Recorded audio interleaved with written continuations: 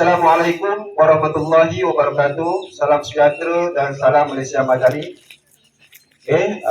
Yang dihormati semua guru dan murid-murid, alhamdulillah bersyukur kita kepada Allah Subhanahu Wa Taala kerana dengan izinnya kita dapat bersama-sama hadir dalam perhimpunan rasmi sekolah pada pagi ini.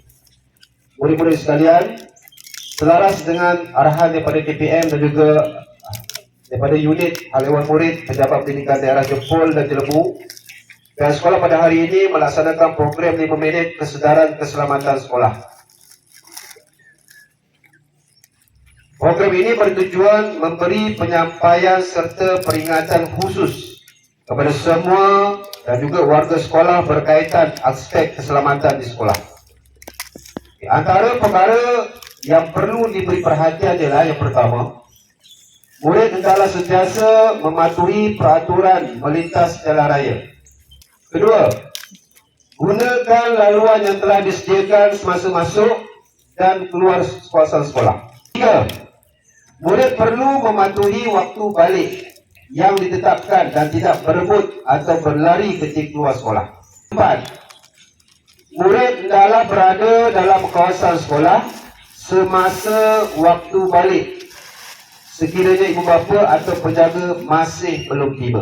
Kelima, murid dilarang berada di pondok pengawal.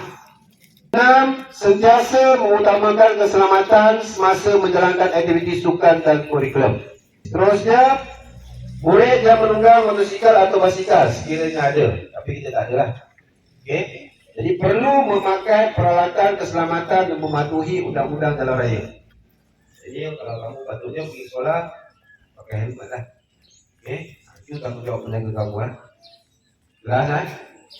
Kedelapan, murid juga perlu menjaga keselamatan diri semasa menyertai aktiviti luar bersama keluarga ataupun guru.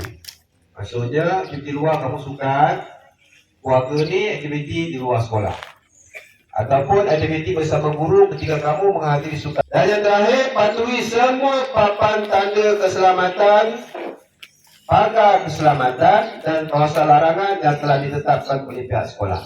Akhir kata, marilah kita bersama-sama mewujudkan persekitaran sekolah yang selamat, ceria dan harmoni untuk semua warga sekolah. Sekian, terima kasih. Okey, diminta bersedia ketua kelas bagi setiap kelas. Dimulakan dengan ketua kelas prasekolah.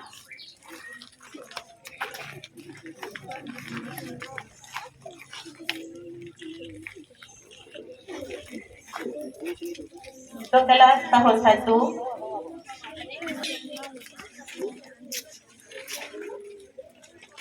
Ketua kelas tahun 2. Ketua kelas tahun 3.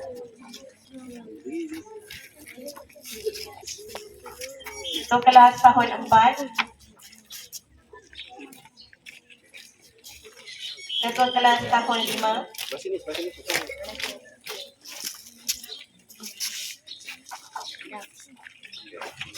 Ketua kelas tahun 6.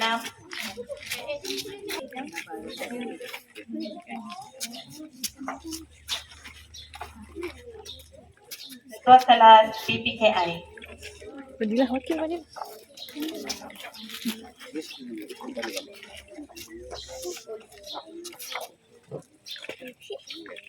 Jom, gambar.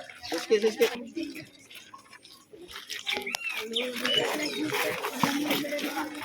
Okey, bagi ketua kelas yang telah menerima poster kesedaran keselamatan sekolah, sila tampal di bahagian info di dalam kelas masing-masing. Tampal dan baca.